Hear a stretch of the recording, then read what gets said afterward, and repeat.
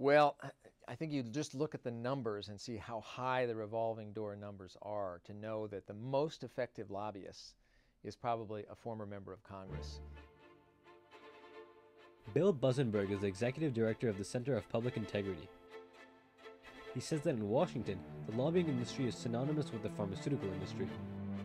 Hence, to illustrate the revolving door, Buzenberg uses the pharmaceutical industry as an example. You can look at it on pharmaceutical lobby that we've been talking about. One of the leading members of Congress was Billy Tauzin of Louisiana. He led the effort to get the prescription drug bill passed through the Congress. He was the House leader on that legislation.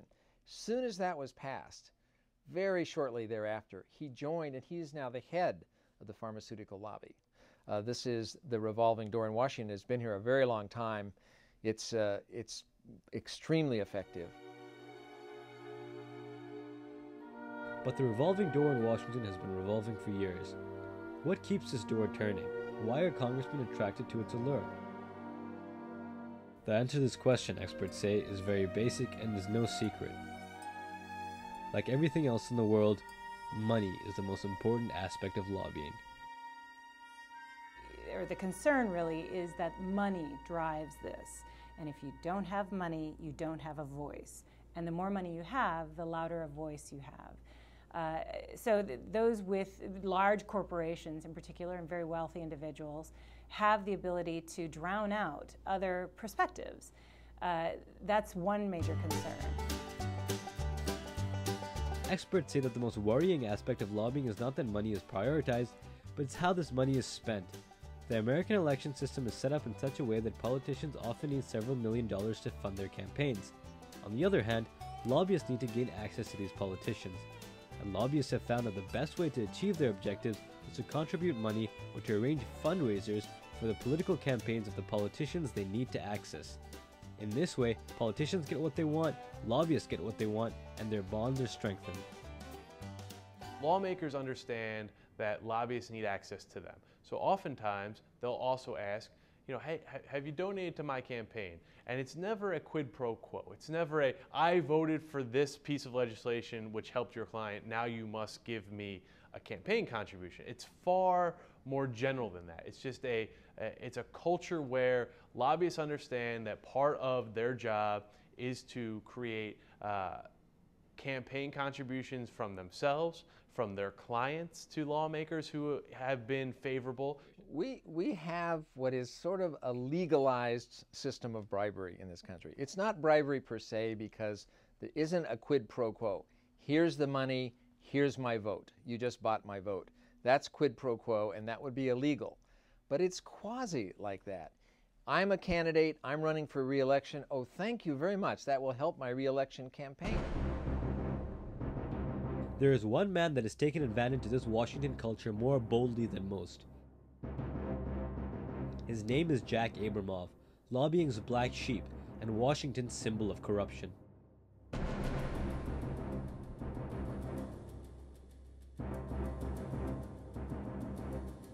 Abramoff was involved with politics throughout his college days, and when he graduated, he started to work his way up the hierarchy of the Republican Party.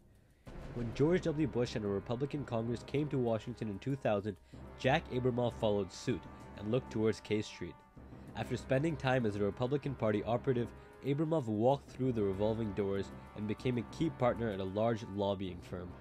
And from this position, Abramoff began to play the Washington game.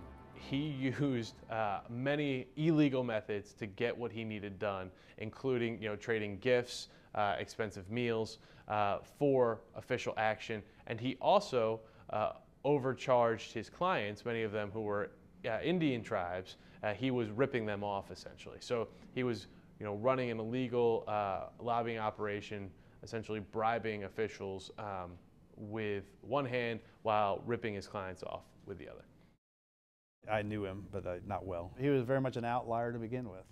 So, I mean, his fee structure was an outlier, right from the beginning. So anybody who knew the industry and knew how it worked, felt like there was something wrong right from the very beginning.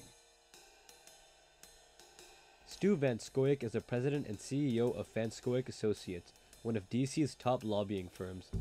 Van Scoik Associates has over 300 clients, including at one time the government of Pakistan. Because of confidentiality, Van Scoik could not speak directly about his clients. He says that Jack Abramoff has tainted the image of the lobbying industry and made it much more difficult for lobbyists to operate. Unfortunately, I think because of that, it caused a great deal of focus on the industry. It caused a great deal of tightening in the regulations. And again, I don't think it was necessary, but it's happened. We're living with it. It's not a big deal. It's increased our compliance costs. It's made us much more focused on all of the different things we have to do to comply. And we've had to bring in outside counsel and have them sort of here on a regular basis just to sort of make sure we review everything and are very careful about it. But in 2006, Jack Abramoff was sentenced to 5 years in prison on the charge of illegal lobbying. But the effects of his transgressions can still be seen in Washington. For an example, now you can't take a member or an employee, a staffer, to lunch now for anything more than $10. Well, you can't buy a lunch in Washington, D.C. for under $10. It used to be, though, you could take them to lunch and you could take them to dinner, but that's all been cut out. And the Federal Election Commission has strict guidelines. You must register as a lobbyist and then report. You have to report what you spend and who you talk to and what the subject was. Representative Mike Conway of the 11th District of Texas is a member of the House Ethics Committee. Congressional culture, according to Representative Conway, has also changed since Abramoff, and congressmen are now much more careful when they interact with lobbyists. If I'm going to listen to you and listen to your circumstances, your pitch, it's got to be fair, and you can't be lying to me. You can't be shading the truth. You can't be kind of doing whatever.